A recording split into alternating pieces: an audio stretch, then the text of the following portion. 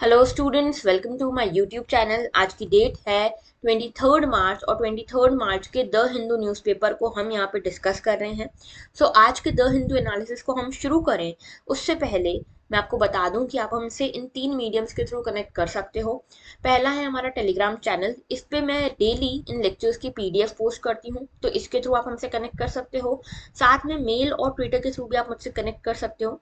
जो भी आपकी क्वेरीज हो रिगार्डिंग यूपीएससी आप मुझसे यहाँ पे पूछ सकते हो। ओके, आगे बात करते हैं। देखो, सिर्फ 74 डेज बचे हैं यूपीएससी प्रीलिम्स के लिए and I will highly recommend कि आप लोग कुछ स्मार्ट स्टडी करो। स्मार्ट स्टडी से मतलब ये है कि कुछ चीजें होती हैं जो बहुत प्रोबेबल होती हैं, ठीक है। कुछ टॉपिक्स होते हैं जो बहुत ज्यादा प्रोबेबल होते हैं प्रीलिम्स में आने के लिए, जैसे कि रिवर्स हो गई, ठीक है। रिवर्स के बारे में आपके पास एक लिस्ट होनी चाहिए। जीआई टैग्स हो गए, उसके अलावा नेशनल पार्क्स हो गए, वाइल्ड लाइफ सेंचुरीज हो गई, गवर्नमेंट स्कीम्स हो गई, मिलिट्री एक्सरसाइजेस हो गई, ठीक है, मैपिंग हो गई, मैप से रिलेटेड लोकेशन हो गई। ये सब चीजें आपको थोड़ी करनी चाहिए क्योंकि ये है ना आपका स्मार्ट वर्क दिखाएंगे। देखो, बाकी सब तो सबको ही पढ़ना है, लेकिन अगर आपकी इस पे एज होगी तो समझ लो एक दो क्वेश्चन तो आपके आराम से बच जाएंगे, ठीक है। 1 से 3 भी बच सकते हैं। ओके, तो डिपेंडिंग अपॉन यूपीएससी हो सकता है इससे एक भी क्वेश्चन ना आए और हो सकता है 5 भी क्वेश्चन आ जाए। तो ये कुछ टॉपिक्स हैं जो एकदम ट्रेडिशनल है, इनमें से क्वेश्चन पूछे जाते ही हैं। ओके, अच्छा, दूसरी चीज ये कि मैं एक सीरीज स्टार्ट करने की सोच रही हूँ जो मैपिंग बेस्ड होगी, ठीक है। मैपिंग बेस्ड जो प्लेसेस इन न्यूज रही हैं उनके रिगार्डिंग ही रहेगी। तो अगर आप ये वाली सीरीज कर लोगे ज्योग्राफी में मैपिंग से रिलेटेड, तो आपको और कुछ देखने की जरूरत मुझे नहीं लगता कि होगी फॉर यूपीएससी प्रीलिम्स एटलीस्ट, ठीक है, जो 2022 वाला प्रीलिम्स है उसके लिए। तो जो भी प्लेसेस इन न्यूज है हम वो लाने की सोच रहे हैं इन अप्रैल। तो आप लोग मुझे बताओ कि आप लोग इसमें इंटरेस्टेड हो या नहीं। अगर हो तो फिर हम इसको लॉन्च करेंगे अप्रैल में यूट्यूब पर ही। ओके, आगे बात करते हैं। देखो, आज के टॉपिक्स देख लेते हैं। जीएस 1 में ज्योग्राफी में हम देखेंगे क्लीन गंगा के बारे में। हिस्ट्री में आज देखेंगे शहीद दिवस के बारे में। जीएस 2 में इंटरनेशनल रिलेशन में बीजिंग्स मिलिटराइजेशन ऑफ आइलैंड्स के बारे में देखेंगे। पॉलिटी में ओल्ड चिकी स्क्रिप्ट के बारे में। गवर्नेंस में हम देखेंगे नेशनल आयुष मिशन और डिजिटल स्किलिंग के बारे में। जीएस 3 में साइंस एंड टेक में देखेंगे एक्सो मार्स के बारे में। जीएस 4 में we have nothing for today. Okay, आगे बात करते हैं। देखो, ये दो क्वेश्चन है आपके लिए पॉलिटी से रिलेटेड। ये दो क्वेश्चन है यूपीएससी प्रीलिम्स में आ चुके हैं, प्रीवियस ईयर क्वेश्चन है। I am expecting the answers from you all in the comment section. Alright, आगे बात करते हैं।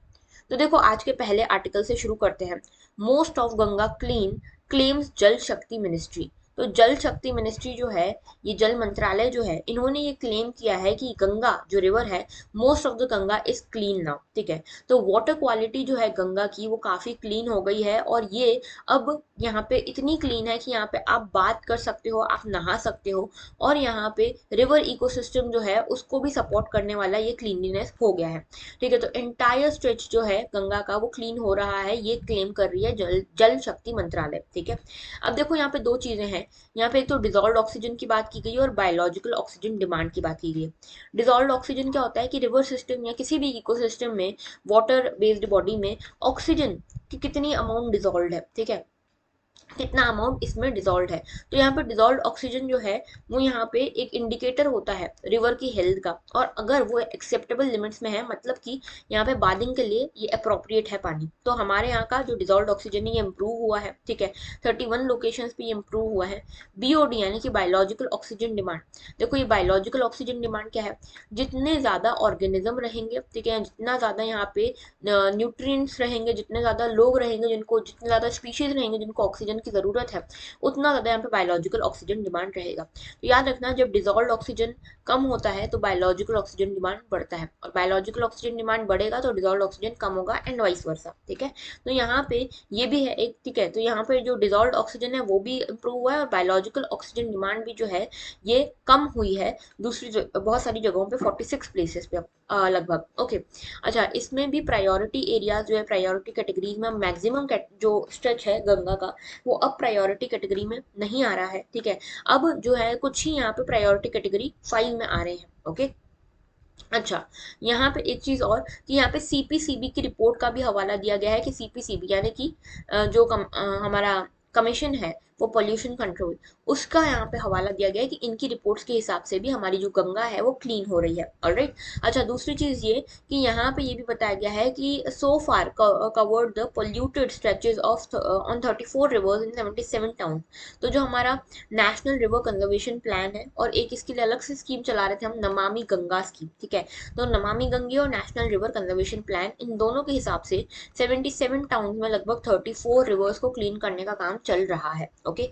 तो थोड़ा सा गंगा के बारे में देख लेते हैं, ठीक है। पहले गंगा की थोड़ा सा लोकेशन हम वगैरह देख लेते हैं। तो देखो ये है हमारी गंगा रिवर, ठीक है। यहाँ से कहाँ से निकल रही है, देखो ये यहाँ से शुरुआत हो रही है इसकी उत्तराखंड से, और फिर ये जा रही है और यहाँ पे जाके गिर रही है बे ऑफ बंगाल में, यहाँ, ठीक है। पद्मा बन के मेघना के साथ मिलके यहाँ पे गिर रही है, यहाँ पे सुंदरबंस में डेल्टा बनाते हुए ये गिरती है गंगा की, यहाँ पे माउथ बनता है बे ऑफ बंगाल में।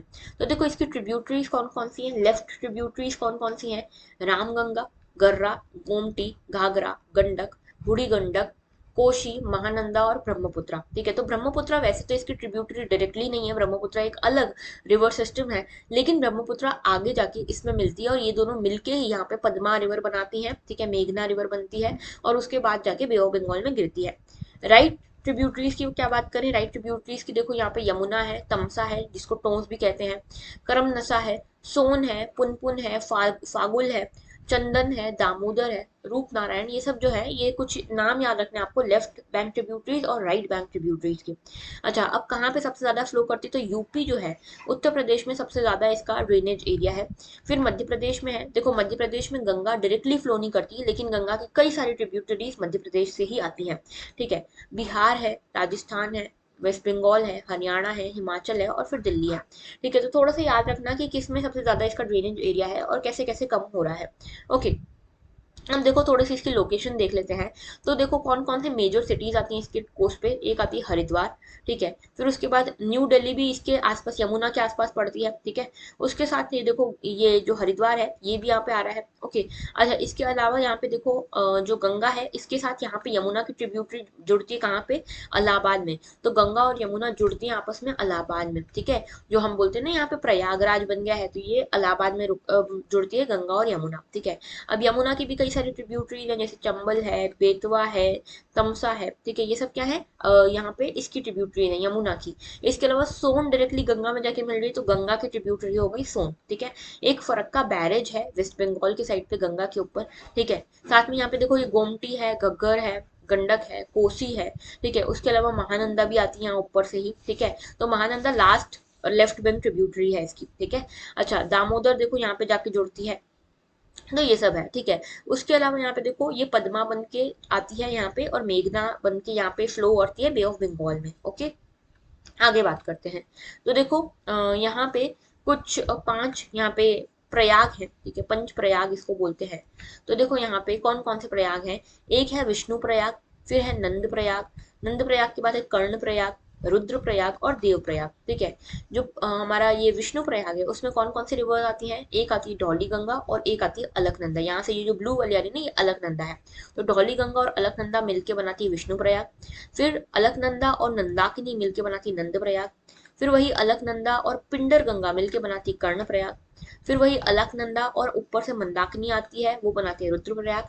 और अलकनंदा और भगीरथी से यहाँ पे बनता है देवप्रयाग। और इसके बाद से यहाँ पे जो अलकनंदा और भगीरथी मिलते हैं देवप्रयाग के बाद, उसके बाद से इसको गंगा कहते हैं, ठीक है। तो ये थोड़ा सा याद रखना, देवप्रयाग से फिर गंगा शुरू हो रही है। यमुनोत्री से अलग से निकलती है गंगा, ठीक है। अच्छा, यहाँ पे ये याद रखना है, ये जो है यमुनोत्री, गंगोत्री, केदारनाथ और बद्रीनाथ, ये चार जो है इनको छोटे चार धाम कहते हैं, छोटे चार धाम, ठीक है, छोटे चार धाम है ये, या फिर इसको चार धाम ऑफ उत्तराखंड भी कहते हैं। ओके। तो यहाँ पे यमुनोत्री, गंगोत्री, केदारनाथ और बद्रीनाथ, बद्रीनाथ से अलकनंदा निकलती है, केदारनाथ से मंदाकिनी निकलती है, गंगोत्री से भगीरथी निकलती है, और यमुनोत्री से यमुना निकलती है, ठीक है। तो ये प्रयाग और इन सभी चार धामों के बारे में आपको पता होना चाहिए। ओके, अभी हमारा रिसेंटली एक चार धाम परियोजना भी चल रही है, जो कि इन छोटे चार धामों पे ही बेस्ड है, ठीक है। तो यहाँ पे एक बड़ा सा हाईवे बनाया जा रहा है जो इन सभी को कनेक्ट करेगा, लगभग कुछ 900 किलोमीटर लंबा है, ठीक है। तो थोड़ा सा इसको ध्यान रखना। अब कुछ और बात कर लेते हैं। देखो यहाँ पे गंगा के बारे में बात कर लेते हैं, गंगा के पॉल्यूशन के बारे में बात कर लेते हैं। तो देखो गंगा जो है इसको one of the world fastest shrinking या मोस्ट थ्रेटेंड रिवर कहा गया है यूएन के द्वारा। तो यूएन कहता है कि यहाँ पे गंगा जो है सबसे तेजी से श्रिंक होने वाली और सबसे ज्यादा थ्रेटेंड रिवर है, ठीक है, पूरे वर्ल्ड की। हरिद्वार की, ये देखो ये हरिद्वार की आरती की पिक्चर है। यहाँ पे लगभग 89 million litres of sewage is dumped into Ganga daily. तो गंगा में डेली 89 मिलियन लीटर्स यहाँ पे पानी डंप होता है सीवेज का। कानपुर में इंडस्ट्रियल टॉक्सिन्स मिल जाते हैं गंगा में, जो कि इसको बहुत ज्यादा खतरनाक बना देते हैं, बहुत ज्यादा कंटेमिनेट कर देते हैं। इलाहाबाद में भी देखो यहाँ पे फीकल कोलिफॉर्म ऐड हो जाता है इसमें, ठीक है। तो ये भी इसके लिए बहुत घातक हो जाता है। वाराणसी में 70% of those that use Ganga for bathing और drinking will contract a waterborne illness. तो यहाँ पे ये देखा गया है कि 100 में से अगर 100 लोग अगर नहा रहे हैं गंगा में वाराणसी में, तो 70 लोगों को कोई ना कोई वाटरबॉर्न इलनेस इसके बाद होगी ही होगी, ठीक है। पटना में देखा गया है कि यहाँ पे 110 मिलियन लीटर सीवेज ऐड होता है गंगा में डेली, ठीक है। कोलकाता में भी 90% म्यूनिसिपल ड्रिंकिंग वाटर जो है वो कंटेमिनेटेड है फीकल मैटर से, ओके। तो ये कुछ इश्यूज हैं। इसके अलावा देखो यहाँ पे 3 स्ट्रेचेस में इसको डिवाइड किया गया है, रीजन ए, रीजन बी और region C. Depending upon the location, depending upon the tourism in potential, depending upon the pollution, ये सब चीजों में इसको डिवाइड किया गया है 3 पार्ट्स में। रीजन ए है अपर गंगा रीजन, गौमुख से हरिद्वार वाला। फिर रीजन बी है हरिद्वार से वाराणसी वाला। और रीजन सी है वाराणसी से कोलकाता वाला, ठीक है। तो ये थोड़ा सा याद रखना है। अब जो कोलकाता वाला है इसमें देखोगे कि यहाँ पे सीवेज और इंडस्ट्रियल वेस्ट बहुत ज्यादा होता है, ठीक है। यहाँ पे हैवी सिल्टेशन होता है, फूड होता है, क्योंकि देखो यहाँ पे पूरा गंगा फ्लो करके आ चुकी है, तो एंड में यहाँ पे ज्यादा सीवेज, ज्यादा सिल्टेशन हो जाता है, ठीक है। उसके बाद दूसरा हरिद्वार से वाराणसी वाला जो रीजन है, यहाँ पे कुछ पर्टिकुलर हेवी मेटल्स का ज्यादा यहाँ पे कंटेमिनेशन देखा गया है, जैसे क्रोमियम यहाँ पे ज्यादा देखा गया है। सॉलिड वेस्ट और डेड कॉप्स यहाँ पे ज्यादा देखने को मिले। जैसे आपको पता होगा कोविड जब आया था, सेकेंड वेव थी स्पेशली कोविड में जब, तो आपने देखा होगा डेड कॉप्स को ऐसे ही फेंक दिया जा रहा था यहाँ पे इन नदियों में, और इनके फिर डेड कॉप्स ऊपर तैर रहे थे इन नदियों में, ठीक है। तो इतना ज्यादा कंटेमिनेशन हुआ था इसका। ऑलराइट। और अपर गंगा जो है ये फिर भी काफी क्लीन है, ठीक है। यहाँ पे अभी भी इरिगेशन पर्पस के लिए, हाइड्रोलॉजिकल पर्पसेस के लिए, टूरिज्म के लिए इसको यूज आज भी किया जाता है, क्योंकि इनिशियल है, ठीक है, एकदम यंग रिवर होती है यहाँ पे, तो उतना पॉल्यूशन इसमें नहीं होता है, ओके। तो थोड़ा सा इसके बारे में आपको जानकारी होनी चाहिए। आगे बात करते हैं एक्सोमार्स। एक्सोमार्स क्या है, जैसे नाम ही सजेस्ट कर रहा है, मार्स के ऊपर ये एक मिशन है एक्सोमार्स नाम का। यूरोपियन स्पेस एजेंसी का ये है मिशन एक्सोमार्स, ठीक है। लेकिन यूरोपियन स्पेस एजेंसी अकेले नहीं बना रही थी इसको यहाँ पे ज्वाइन कर रहा था रॉसकॉस्मॉस।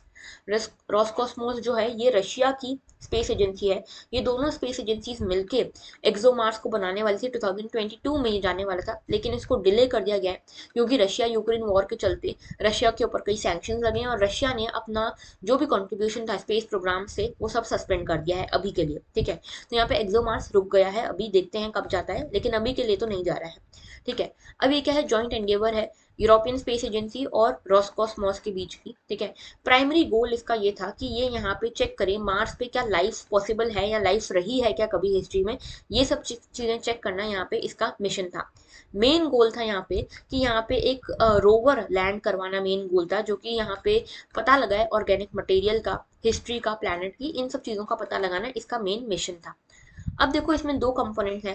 पहला कंपोनेंट 2016 में लॉन्च हो गया है जिसका नाम था ट्रेस गैस ऑर्बिटर और शिया परेली, ठीक है। तो ट्रेस गैस ऑर्बिटर जो था, यहाँ पे ये ऑर्बिटर था, ठीक है। ये पता लगाने वाला था किस तरह की एटमॉस्फेरिक गैसेस यहाँ पे है। तो मिथेन इसको मिली, मिथेन के एविडेंसेस पता करने गया था, ट्रेस करने गया था एटमॉस्फेरिक गैसेस को, क्या क्या बायोलॉजिकल और जियोलॉजिकल प्रोसेसेस यहाँ पे होते हैं, इन सबको पता करने गया था। शिया परेली प्रोब जो था ये एक काइंड ऑफ लैंडर था, रोवर था। ये लैंड प्रॉपर्ली कर नहीं पाया मार्स पे, तो ये फेल हो गया, ठीक है। लेकिन ट्रेस गैस ऑर्बिटर यहाँ पे प्रॉपर्ली काम कर रहा है। दूसरा इसका कंपोनेंट है एक रोवर, जो कि वहां पे लैंड करके वहां चलेगा भी सरफेस प्लेटफॉर्म पे, ठीक है। तो 2022 में ये लॉन्च होने वाला था। ये मेनली काम करने वाला था पता लगाने का कि यहाँ पे लाइफ एग्जिस्ट करती थी या नहीं करती थी। इसको काम करना, जो ये काम करेगा, ये पता लगाएगा, वो ये रोवर होगा जो 2022 में जाना था एक्सोमार्स के अंतर्गत, लेकिन नहीं जा पाया, ओके। तो इसके बाद कुछ और भी मार्स के मिशन है जो कि आपको पता होना चाहिए। जैसे कि देखो नासा का परसीवरेंस रोवर है, मार्स के ऊपर गया है। यूएई का पहला ही मिशन है जिसका नाम है होप, ये मार्स का मिशन है, ये पहला यूएई का इंटरप्लेनेटरी मिशन है। इंडिया का है मॉम, मार्स ऑर्बिटर मिशन है, मंगलयान। तियानवेन चाइना का मार्स मिशन है, ठीक है। तो ये कुछ मार्स मिशन है जो इंपॉर्टेंट है, इसके बारे में थोड़ा सा आपको पता होना चाहिए। प्रीलिम्स में आपसे क्वेश्चन आ सकता है कि चारों मिशन के नाम दे दिए और यहाँ पे इनको जोड़ने को बता दिया कि मान लो बोल दिया परसीवरेंस रोवर, सामने लिख दिया इसरो, ठीक है। होप लिख दिया सामने नासा। तो ये इस तरह से आपको थोड़ा सा समझ में आना चाहिए कि कौन सा मिशन किसका है। ओके, आगे बात करते हैं। Ayush helped 59,350 farmers in cultivation of 84 herbs minister. तो यहाँ पे मिनिस्टर जो है आयुष मंत्रालय के, उन्होंने यहाँ पे कहा है कि लगभग 59,000 फार्मर्स की उन्होंने मदद करी है 84 मेडिसिनल प्लांट्स उगाने में, ठीक है। और ये जो है 84 मेडिसिनल प्लांट्स, ये 140 जो प्रायोरिटाइज्ड मेडिसिनल प्लांट्स हैं उनमें से ही 84 प्लांट्स की बात कर रहे हैं, ठीक है। तो यहाँ पे फाइनेंशियल ईयर 2015 से लेके 2015-16 से लेके 2020-21 तक यहाँ पे बहुत मदद की गई है फार्मर्स की। इनको सब्सिडाइज रेट्स पे मेडिसिनल प्लांट्स की सीड्स वगैरह प्रोवाइड करे गए हैं और हर तरह से इनकी सपोर्ट किया गया है लगभग 56,000 हेक्टर्स वाले एरिया पे ये मेडिसिनल प्लांट्स उगाने के लिए। तो इसका किसने मदद की है, यहाँ पे देखो आयुष मंत्रालय ने करी है अंडर नेशनल आयुष मिशन, ठीक है। नेशनल आयुष मिशन के लिए यहाँ पे मदद की है और यहाँ पे इनको प्रायोरिटाइज किया है, इनको कल्टीवेशन में सपोर्ट किया गया है। इनको लगभग 50 to 75% जो कॉस्ट ऑफ कल्टीवेशन है उसको सब्सिडाइज रेट पे इनको कम करके यहाँ पे रेट्स लगाए गए हैं। ये सब मदद इनकी हुई है। तो नेशनल आयुष मिशन के बारे में थोड़ा सा समझ लेते हैं। नेशनल आयुष मिशन 2014 में लॉन्च हुआ था। मिनिस्ट्री कौन सी रिस्पॉन्सिबल है इसके लिए, ministry of health and welfare तब थी, हेल्थ एंड फैमिली वेलफेयर, ठीक है। इसी के अंतर्गत डिपार्टमेंट ऑफ आयुष आया करता था, लेकिन अब अलग से मिनिस्ट्री बन गई है, मिनिस्ट्री ऑफ आयुष अलग से बन गई है, ठीक है। तो थोड़ा सा इसको आप ध्यान रखना। जब ये शुरू हुआ था तो health and family welfare ministry के अंतर्गत हुआ था, लेकिन आज आयुष मिनिस्ट्री अलग से बन चुकी है जिसके अंतर्गत ये मिशन आ चुका है, ठीक है। फुल फॉर्म है इसका आयुर्वेदा, योगा, नेचुरोपैथी, यूनानी, सिद्धा और होम्योपैथी। तो देखो यहाँ पे आयुष जो है, आयुष क्या है, ट्रेडिशनल मेडिसिनल सिस्टम है इंडिया के, ठीक है। ट्रेडिशनल मेडिसिनल सिस्टम है जो माइथोलॉजी वगैरह पे बेस्ड थे, लेकिन इनका साइंटिफिक एविडेंस भी हमको मिला है, ठीक है। तो काफी सिग्निफिकेंट इनका कंट्रीब्यूशन रहा है हमारे देश के मेडिसिनल सिस्टम में।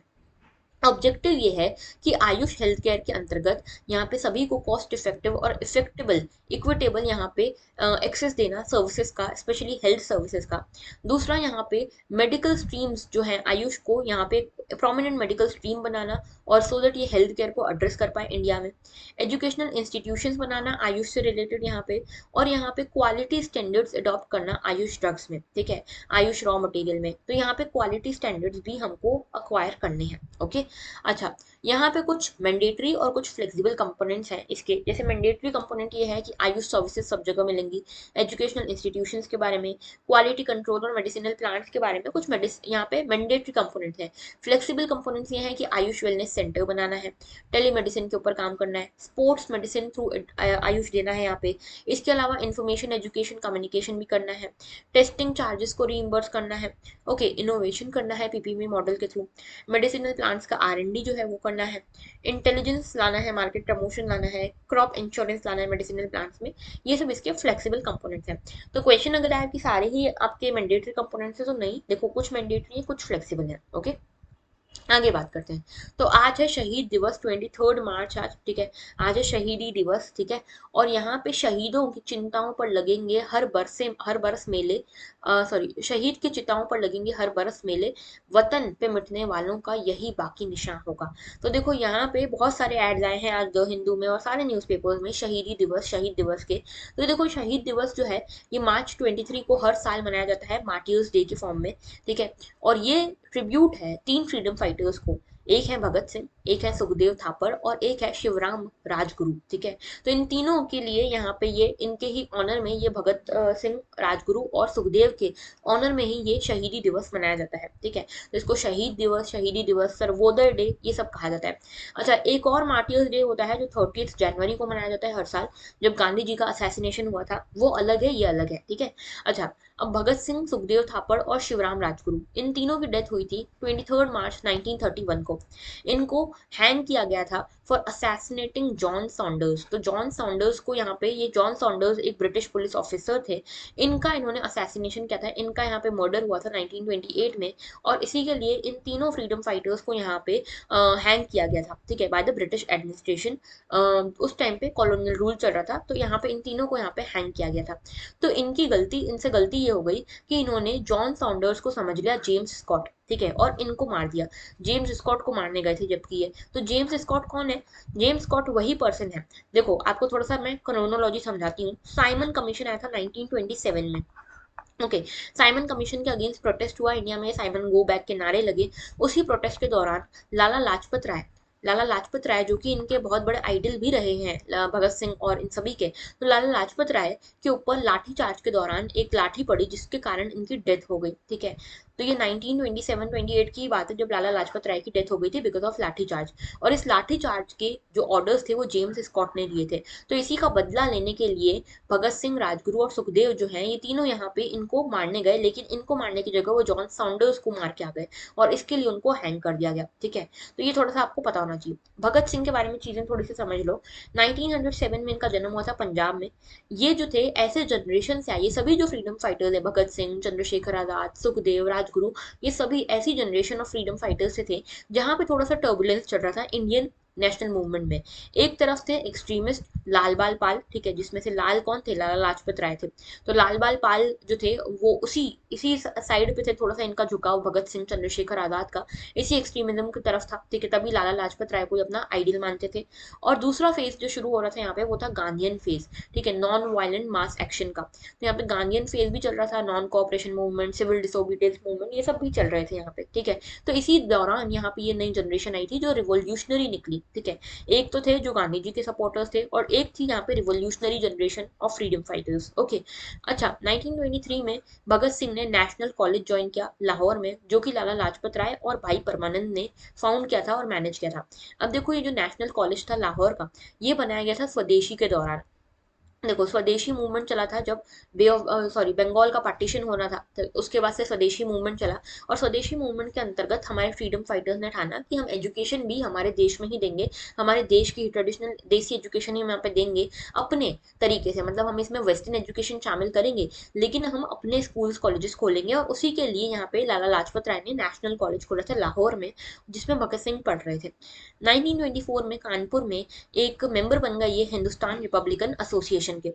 अब ये जो हिंदुस्तान रिपब्लिक एसोसिएशन है ये किसने बनाई थी? सचिंद्र नाथ सन्याल ने बनाई थी ये, ठीक है। सचिंद्र नाथ सन्याल भी एक फ्रीडम फाइटर रहे हैं। और ये जो हिंदुस्तान रिपब्लिक एसोसिएशन है इसके मेन लीडर्स इसके बाद बन गए थे चंद्रशेखर आजाद और भगत सिंह। और आगे जाके भगत सिंह ने इसका नाम बदल के हिंदुस्तान सोशलिस्ट रिपब्लिकन एसोसिएशन भी कर दिया था, ठीक है। 1924-25 में यहाँ पे नौजवान भारत सभा, इसकी यहाँ पे स्थापना करी इन्होंने ही, भगत सिंह ने। ये मिलिटेंट यूथ ऑर्गेनाइजेशन थी, ठीक है। इनके दिमाग में, भगत सिंह के दिमाग में और इस टाइम के जो रिवॉल्यूशनरी हैं उनके दिमाग में सब में यही था कि हम यहाँ पे शांति से, पीस से, नॉन वायलेंस से यहाँ पे फ्रीडम नहीं पा सकते, हमको यहाँ पे मिलिटेंट एक्टिविटीज में इन्वॉल्व होना पड़ेगा तभी हमको फ्रीडम मिलेगी। तो इसीलिए नौजवान नौजवान भारत सभा इन्होंने बनाई, ठीक है। 1926 में जो भगत सिंह है वो सोहन सिंह जोश के साथ मिलकर यहाँ पे वर्कर्स एंड पीजेंट पार्टी में भी शामिल हुए, ठीक है। इन्होंने स्टैब्लिश करी है वर्कर्स एंड पीजेंट पार्टी। और यहाँ पे एक मंथली मैगजीन निकालना शुरू करी इन्होंने जिसका नाम था कीर्ति, ठीक है। कीर्ति पंजाबी में एक मैगजीन भी निकलती थी। तो भगत सिंह के बारे में कुछ इंपॉर्टेंट फैक्ट्स हैं जो आपको पता होने चाहिए। आगे बात करते हैं ओल्ड चिकी स्क्रिप्ट। ओल्ड चिकी स्क्रिप्ट क्या है? देखो ये स्क्रिप्ट जो है इसमें ये न्यूज में इसीलिए थी क्योंकि इंडियन कॉन्स्टिट्यूशन को पहली बार इस स्क्रिप्ट में ट्रांसलेट किया गया है। तो ये स्क्रिप्ट किसकी है? संथाली लैंग्वेज जो कि हमारे 8th शेड्यूल में भी शामिल है, ठीक है, इसकी ये स्क्रिप्ट है। तो ओल चिकी स्क्रिप्ट को ओल किकी, ओल, ठीक है, ओल चमेत, ये सब भी कहते हैं। संताली अल्फाबेट्स इसमें होते हैं। संथाली स्क्रिप्ट जो है संथाली लैंग्वेज की स्क्रिप्ट है, ओके। ऑस्ट्रो एशियाटिक लैंग्वेज है, ठीक है, ये याद रखना, Santhali is an Austro Asiatic language, it is not a Dravidian language, okay. Austro Asiatic language है। ऑफिशियल रीजनल लैंग्वेज है इंडिया की। ऑफिशियल रीजनल लैंग्वेजेस कौन कौन सी होती है? जो 8th शेड्यूल में होती हैं। अभी तक कितनी लैंग्वेजेस हैं 8th शेड्यूल में? 22 लैंग्वेजेस है, उसमें से एक संथाली भी है। तो 2003 में 92nd कॉन्स्टिट्यूशनल अमेंडमेंट के थ्रू संथाली को शामिल किया गया था 8th शेड्यूल में, along with Bodo, Dogri and Maithili, okay. Santhals जो हैं संथाल्स एक ट्राइब है, कहाँ की है, मेनली झारखंड की है। इसके अलावा ये और भी दूसरे स्टेट्स में मिलती है, स्पेशली उड़ीसा, वेस्ट बंगाल में। ओके, तो ओल्ड चिकी स्क्रिप्ट क्या है, थोड़ा सा पता करना, बहुत ही छोटी सी न्यूज़ है, इसके बारे में आपको पता होना चाहिए। Beijing defends it's militarisation of islands. तो बीजिंग जो है यहाँ पे अपने आइलैंड्स नहीं, कुछ आइलैंड्स के ऊपर ये क्लेम करता है उसका मिलिटराइजेशन कर रहा है। तो चाइना, बीजिंग यानी कि चाइना, तो चाइना ने यहाँ पे क्या किया है, देखो चाइना ने यहाँ पे अपने साउथ चाइना सी में कुछ आइलैंड्स के ऊपर क्लेम करते हुए यहाँ पे मिलिटराइजेशन शुरू कर दिया है। तो चाइना को आप जानते हो, चाइना हमेशा से एक्सपांशनिस्ट रहा है, सबकी टेरिटरी चाइना को ही चाहिए। तो यहाँ पे चाइना ने यहाँ पे फुल मिलिटराइजेशन करना शुरू किया है कुछ आइलैंड्स का, और चाइना इसको गर्व से बोल रहा है कि हमारी यहाँ पे सॉवरेनिटी है और इसीलिए हम यहाँ पे कर सकते हैं ये मिलिटराइजेशन। लेकिन यूएस जो है वो बोल रहा है कि नहीं, आप इस पर मिलिटराइजेशन नहीं कर सकते। क्यों नहीं कर सकते, क्योंकि ये अभी डिस्प्यूटेड टेरिटरी, ये आपकी टेरिटरी नहीं है, इस पर दूसरी कंट्रीज के भी क्लेम हैं, और हम चाहते हैं कि हमको एक फेयर और ओपन इंडो पैसिफिक मिले, सिक्योर इंडो पैसिफिक मिले, इसीलिए हम ये सब नाटक नहीं चाहते। ठीक है, तो यहाँ पे चाइना ने क्या किया है, यहाँ पे एंटी क्राफ्ट मिसाइल लगाना शुरू कर दिए, laser jamming equipment, fighter jets वगैरह लगाना शुरू कर दिए। तो चाइना क्लेम करता है कि साउथ चाइना सी में कुछ आइलैंड हैं जो उसके अकेले के हैं, यहाँ पे फिश स्टॉक जो भी है, अंडर सी मिनरल्स जो है, इन सभी के ऊपर ये खुद क्लेम करता है। ठीक है, और ये जो है ये इतने ज्यादा जो साउथ चाइना सी के ये जो आइलैंड है ये इतने रिच है कि यहाँ पे लगभग $5 ट्रिलियन का ग्लोबल ट्रेड हो सकता है हर साल। ठीक है, अब चाइना जो है ये रिफ्यूज करता है कि पांच और गवर्नमेंट जो है, पांच और स्टेट्स जो हैं वो इसको क्लेम कर रहे हैं इन आइलैंड्स को, लेकिन चाइना इनके क्लेम्स को सही नहीं मानता। ओके, अच्छा, अब देखो यहाँ पे जो चाइना है इसके साथ साथ और कौन कौन क्लेम कर रहा है। तो देखो ये है साउथ चाइना सी, यहाँ पे साउथ चाइना सी है। ठीक है, ये है चाइना। चाइना बोलता है कि ये सब पूरी की पूरी साउथ चाइना सी मेरी है। ये 9 डैश जो लाइन आपको दिख रही होगी, ये 9 डैश से इन्होंने अपनी लाइन बता दी है कि देखो ये पूरा एरिया मेरा है।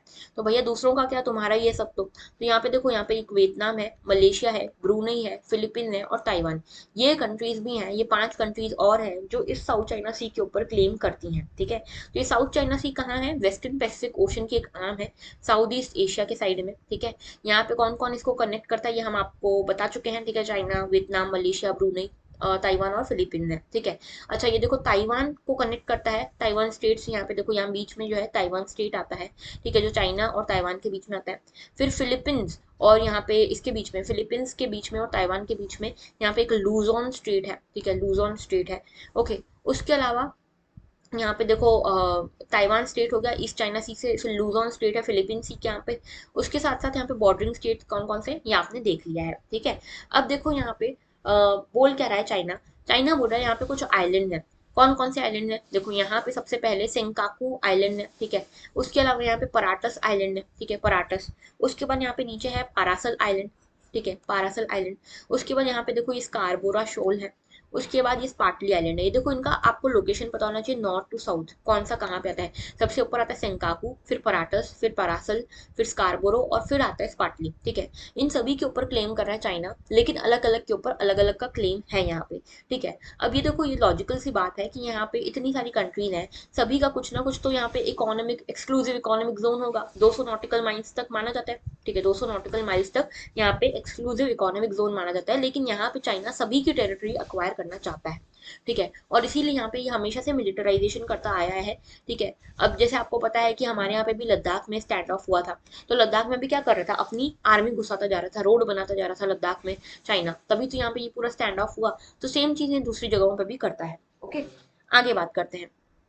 Report lays stress on digital skill training. तो यहाँ पे एक रिपोर्ट आई है, इस रिपोर्ट का नाम है बिल्डिंग डिजिटल स्किल्स। ठीक है, building digital skills for changing workforce. तो इस रिपोर्ट ने ये कहा है कि आज की डेट में लगभग 27.3 मिलियन वर्कर्स ऐसे हैं जो कि पूरे वर्कफोर्स के 7% वर्कफोर्स बनाते हैं।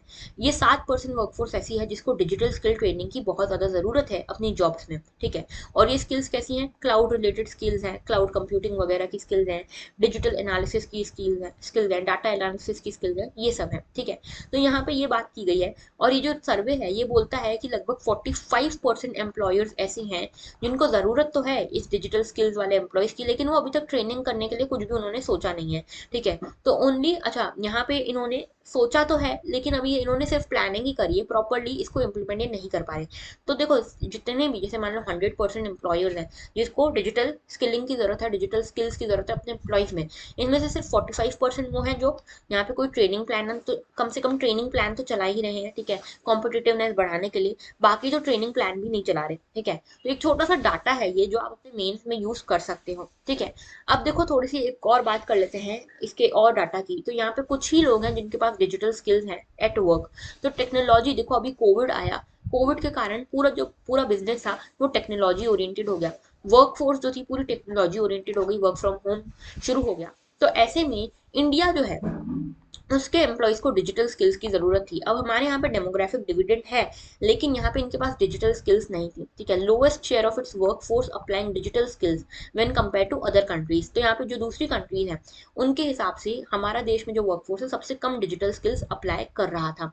ठीक है, इसके अलावा देखो share of digitally skilled work force applying at least one advance skill at work. तो इसमें यहाँ पे इंडिया का ऐसे तो अच्छा है, डिजिटल स्किल्स हैं इंडिया के पास, लेकिन अभी भी बहुत काम करने की जरूरत है। कहाँ कहाँ पे? क्लाउड आर्किटेक्चर डिजाइन में, सॉफ्टवेयर ऑपरेशन में, ठीक है, गेम डेवलपमेंट, सॉफ्टवेयर डेवलपमेंट में, डाटा मॉडलिंग में, साइबर सिक्योरिटी में, इन सब जगहों पे काम करने की जरूरत है।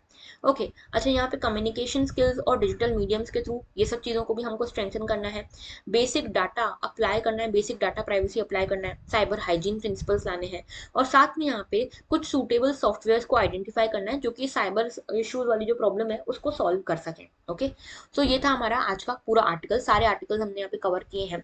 और आप लोग मुझे बताना जरूर, जो मैंने क्वेश्चन आपसे पूछे हैं, 2 क्वेश्चन पॉलिटी के, और उसके बारे में बताना, मैपिंग सीरीज के बारे में, कि आपका क्या सोचना है इसके बारे में, लानी चाहिए कि नहीं लानी चाहिए। ठीक है, अप्रैल में लाने का मैं सोच रही हूँ, अभी तो डिपेंडिंग अपॉन योर रिस्पॉन्स हम देखेंगे उसको। ओके, तो अगर हमारा जो लेक्चर है अच्छा लगा हो तो लाइक जरूर करना, शेयर करना, कमेंट करना एंड सब्सक्राइब भी करना। ओके, तो that was all, thank you for watching, have a very good day.